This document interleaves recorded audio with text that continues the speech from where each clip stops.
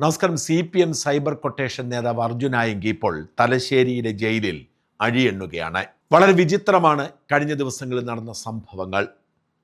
എന്തുകൊണ്ടാണ് കേരളത്തിൽ തന്നെ തങ്ങിക്കൊണ്ട് UDF ഭരിക്കുമ്പോൾ പാർട്ടിയുടെ പിന്തുണ പോലും ഇല്ല എന്നുറപ്പായിട്ടും സർക്കാരിനെ വെല്ലുവിളിച്ചുകൊണ്ട് അർജുൻ ആയങ്കി രംഗത്തെത്തിയത്? അർജുൻ ആയങ്കി വെറും വിഡ്ഢിയും മണ്ടനുമാണെങ്കിൽ ഇങ്ങനെ നമ്മളൊക്കെ ചർച്ച ചെയ്യുന്ന പോലെ അറിയപ്പെടുന്ന ഒരു വ്യക്തിയായി മാറുമോ? അപ്പോൾ പിന്നെ തീർച്ചയായും ഇതിൻ്റെ പിന്നിൽ ചില ദുരൂഹതകളുണ്ടാവും. ഒരുപക്ഷെ അർജുൻ ആയങ്കിക്ക് തൻ്റെ വീട്ടിൽ താമസിക്കാൻ പറ്റുന്ന സാഹചര്യം ഇപ്പോൾ ഉണ്ടായി എന്ന് വരില്ല. തൻ്റെ സുരക്ഷ ജയിലിലാണ് കൂടുതൽ എന്നുറപ്പാക്കിക്കൊണ്ടാവാം അർജുൻ ആയങ്കി പോലീസിനെ വെല്ലുവിളിച്ചുകൊണ്ട് രംഗത്തെത്തിയത്. വീട്ടിൽ കഴിയുന്നതിനേക്കാൾ സുരക്ഷ ജയിലിലാണ് എന്ന ഉത്തമ ബോധ്യത്തിലാവാം പോലീസിനെ നിരന്തരമായി പ്രകോപിപ്പിച്ചത് എന്ന് കണ്ണൂരിലെ ചിലർ പറയുന്നത് വെറുതെയല്ല.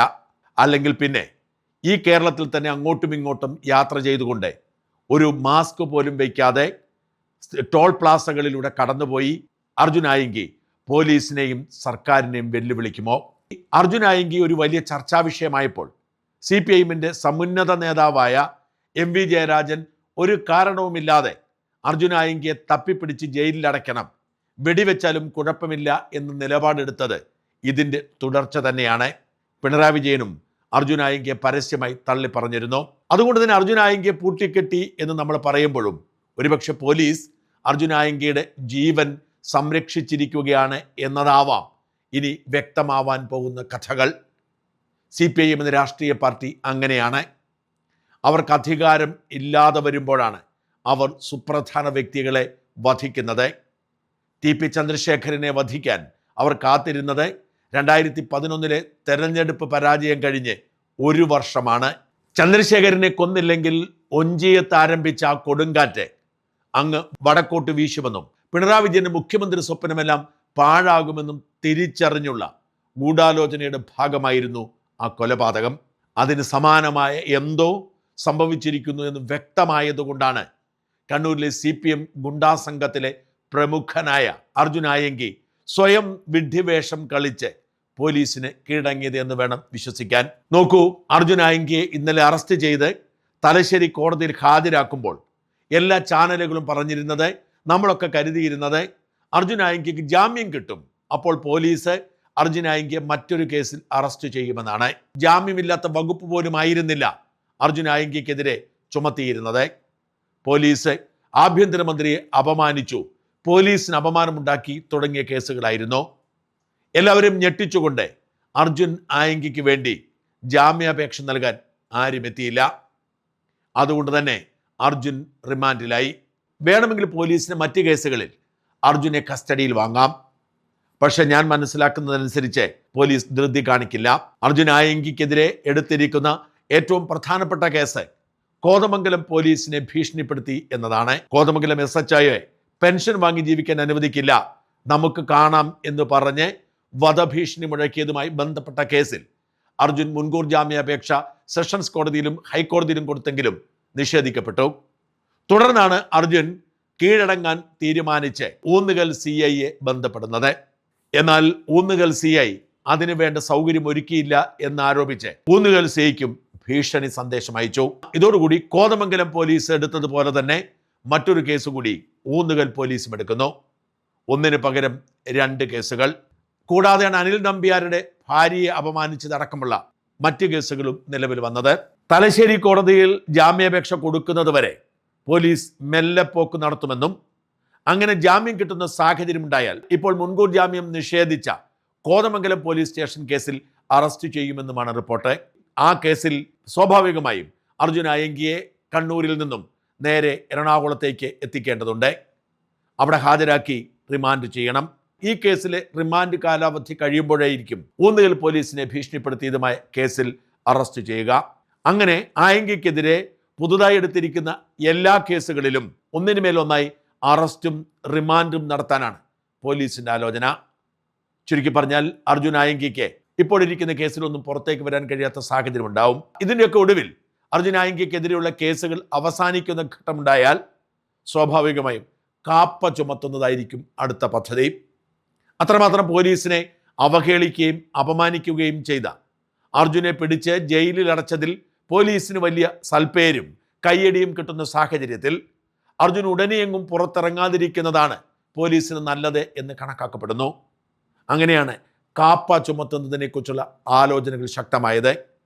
വളപട്ടണം പോലീസ് സ്റ്റേഷനിൽ മാത്രം അർജുൻ്റെ പേരിൽ 14 കേസുകളുണ്ട്. ഈ 14 കേസുകളിൽ ജാമ്യമില്ലാ വകുപ്പ് ചുമത്തിയിരിക്കുന്ന കേസുകളിൽ ജാമ്യം ഇതിനു മുമ്പ് ലഭിച്ചിട്ടുണ്ട് എന്നാണ് മനസ്സിലാകുന്നത്. എന്നാൽ ഇതെല്ലാം കൂടി ഏതാണ്ട് 23 കേസുകൾ അർജുൻ ആയങ്കയുടെ പേരിലുണ്ട്. ഈ കേസുകളുടെ പശ്ചാത്തലത്തിൽ അർജുനെതിരെ കാപ്പ ചുമത്താനുള്ള ശുപാർശ വളപട്ടണം പോലീസ് കൊടുക്കുന്നതാണ്. അങ്ങനെ കാപ്പ ചുമത്തപ്പെട്ടാൽ 6 മാസം മുതൽ 1 വർഷം വരെ അർജുന് ജയിലിൽ കഴിയേണ്ടി വരും. ഇക്കാലയളവിൽ ജാമ്യം ലഭിക്കുകയില്ല എന്ന് മാത്രമല്ല, പരോളിന് പോലും അർഹതയുണ്ടാവില്ല. മാത്രമല്ല, അർജുനെ കണ്ണൂർ ജില്ലയിൽ പ്രവേശിക്കാനും വിലക്കുണ്ടാവും.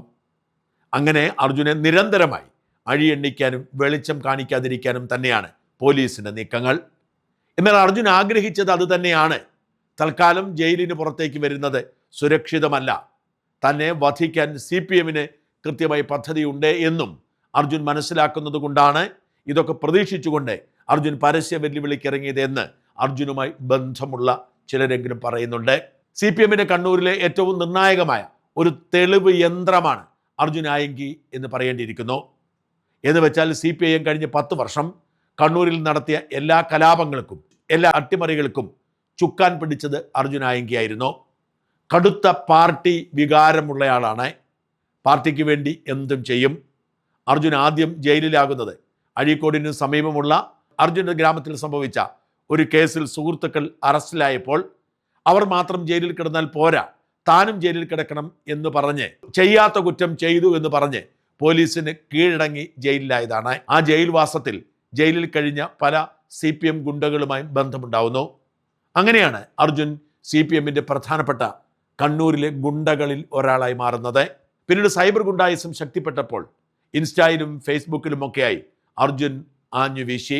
ആയിരക്കണക്കിന് കമ്മ്യൂണിസ്റ്റ് ആരാധകരെയാണ് അർജുന് ലഭിച്ചത്. അർജുൻ്റെ മാസ് ഡയലോഗുകളും CPM വെട്ടിന് വെട്ട്, കണ്ണിന് കണ്ണ്, പല്ലിന് പല്ല് എന്ന് വിശ്വസിക്കുന്ന പാർട്ടി അണികൾക്കിടയിൽ അർജുനെ ഒരു ബിംബമാക്കി മാറ്റി. അർജുൻ അങ്ങനെ സോഷ്യൽ മീഡിയയിൽ താരമായി മാറി. പാർട്ടി പ്രവർത്തകർക്കിടയിൽ, പാർട്ടി ഗ്രാമത്തിൽ ഒക്കെ അർജുന് വലിയ സ്വീകാര്യതയുണ്ടായി. P ജയരാജൻ എന്ന ഗോഡ് ഫാദറെ കൂടി ലഭിച്ചതോടെ അർജുൻ കണ്ണൂരിലെ പ്രമുഖനായി മാറുന്നു. പക്ഷെ P ജയരാജൻ പാർട്ടിയിൽ ഒതുക്കപ്പെടുകയും ഖാദി ബോർഡിന്റെ ചെയർമാൻ സ്ഥാനം തലയിൽ അടിച്ചേൽപ്പിച്ച് കണ്ണൂരിൽ നിന്ന് മാറ്റി നിർത്തുകയും ചെയ്തതോടെ അർജുൻ്റെ കഷ്ടകാലം ആരംഭിക്കുന്നു. പിണറായി വിജയനും MV ജയരാജനുമൊക്കെ അർജുനെ പൂട്ടാൻ രംഗത്തിറങ്ങുന്നു. പാർട്ടിയിൽ നിന്നും മാറ്റി നിർത്തിയെങ്കിലും പാർട്ടിയോടുള്ള കൂറ് തുടർന്ന് സൈബർ ഗുണ്ടാ തലവനായി അർജുൻ മുമ്പോട്ട് പോകുന്നു. ഇതിനിടയിൽ പലതവണ അറസ്റ്റിലാകപ്പെടുകയും ജയിലിൽ അടയ്ക്കപ്പെടുകയും ഒക്കെ ചെയ്തെങ്കിലും പാർട്ടിക്ക് വേണ്ടിയാണ് എന്ന വിശ്വാസമായിരുന്നു അർജുനുണ്ടായത്. എന്നാൽ അർജുന് കിട്ടുന്ന ആരാധക വൃന്ദവും അർജുൻ നടത്തിയ ഇടപാടുകളുടെ വിശദാംശങ്ങൾ പുതിയ സർക്കാർ വരുമ്പോൾ അത് ആ അന്വേഷണത്തിന് തെളിവാകുമെന്ന ഭയവും അർജുനെ തട്ടിക്കളയാൻ പാർട്ടി തീരുമാനിച്ചിരിക്കുന്നു എന്ന രഹസ്യ വിവരമുണ്ട്. സ്വർണ്ണക്കടത്തും സ്വർണം പൊട്ടിക്കലുമായി ബന്ധപ്പെട്ട് അർജുൻ നടത്താനിടയുള്ള വെളിപ്പെടുത്തലുകൾ പാർട്ടിയുടെ ഉറക്കം കെടുത്തിയേക്കും എന്നതുകൊണ്ട് തന്നെ അർജുനെ വധിക്കാൻ തീരുമാനമായെന്നും അത് തിരിച്ചറിഞ്ഞാണ് അർജുൻ സുരക്ഷിത താവളമെന്ന നിലയിൽ ജയിലിലേക്ക് പ്രവേശനം ചോദിച്ചു വാങ്ങിയതെന്നുമാണ് റിപ്പോർട്ടുകൾ. ഇനി ഒരു കാലത്തും കേരളത്തിൽ മറ്റൊരു ഭരണമില്ല എന്ന് കരുതി CPM നിരവധി സമാന്തര സാമ്പത്തിക ഇടപാടുകൾ നടത്തിയിരുന്നു. ലഹരി കച്ചവടവും സ്വർണം പൊട്ടിക്കലും സ്വർണ്ണക്കടത്തുമൊക്കെ ഇങ്ങനെ CPM-ന്റെ വരുമാന മാർഗങ്ങളിൽപ്പെട്ടിരുന്നു. അർജുൻ പാർട്ടിയുടെ കൈപ്പിടിയിൽ ഒതുങ്ങുന്ന ആളല്ലാത്തത് കൊണ്ട് പുതിയ സർക്കാർ വരുമ്പോൾ ഒറ്റിക്കൊടുത്തേക്കും എന്നുള്ള ആശങ്ക CPM നേതാക്കളുടെ ഉറക്കം കെടുത്തിയിരുന്നു. അതിന് തുടർച്ചയായി അർജുൻ ജീവന് ഭീഷണി ഉണ്ടായപ്പോഴാണ് ബോധപൂർവം അർജുൻ ഭയപ്പെടുത്തിക്കൊണ്ട് ജയിലാണ് സുരക്ഷിതം എന്ന് തിരിച്ചറിഞ്ഞ് രംഗത്തിറങ്ങിയത് എന്ന് വിശ്വസിക്കുന്നവർ ഏറെയുണ്ട്. എന്തായാലും അർജുൻ കടുത്ത നിരാശനാണ്. തന്നെ പാർട്ടിയും ചതിച്ചിരിക്കുന്നു. പാർട്ടിക്ക് വേണ്ടി പണിയെടുത്തിട്ട് പാർട്ടി നേതാക്കൾ പരസ്യമായി തള്ളിപ്പറയുന്നു. പാർട്ടി ഗ്രാമങ്ങളിൽ പോലും ആരും തന്നെ സംരക്ഷിക്കാനെത്തിയില്ല. ആകാശ് തില്ലങ്കരിയും അർജുൻ ആയങ്കിയും ഒക്കെ ഇതിനു മുമ്പും നിരവധി ക്രിമിനൽ കേസുകളിൽ പ്രതിയായിട്ടുണ്ടെങ്കിലും അവർ ഒളിവിൽ കഴിഞ്ഞിരുന്നത് പാർട്ടി ഗ്രാമങ്ങളിലായിരുന്നു. എല്ലായിടത്തും ആയങ്കിക്ക് അയിത്തം കൽപ്പിച്ച ഈ സാഹചര്യം വളരെ ദുരൂഹമെന്നാണ് വിലയിരുത്തപ്പെടുന്നത്. എന്തായാലും ജാമ്യം ലഭിക്കുന്ന കേസിൽ പോലും ജാമ്യമില്ലാതെ അകത്ത് കിടക്കേണ്ടി വന്ന അർജുൻ ആയങ്കിക്ക് ഇനി ഉടനെയെങ്ങും വെളിച്ചം കാണാൻ കഴിയുമെന്ന് വിശ്വസിക്കാൻ പറ്റുന്ന സാഹചര്യമില്ല. ആഴ്ചകളോളം മാസങ്ങളോളം അർജുനായങ്കിക്ക് ഇനി ജയിലിൽ തന്നെ കഴിയേണ്ടി വരും. പതിയെ പതിയെ അർജുനായങ്കിയെ എല്ലാവരും മറക്കും. അർജുൻ ഇതുവരെ പിടിച്ച കൊടി അർജുനെ ചതിച്ചു. അർജുൻ ഇതുവരെ വാദിച്ച പാർട്ടി അർജുനെ തള്ളിപ്പറഞ്ഞു. അർജുൻ ഇതുവരെ പറഞ്ഞതൊന്നും ഇനി ചരിത്രത്തിലുണ്ടാവില്ല. അർജുൻ്റെ സോഷ്യൽ മീഡിയ അക്കൗണ്ടുകൾക്കും ഏറെ വൈകാതെ പൂട്ടുവീഴും.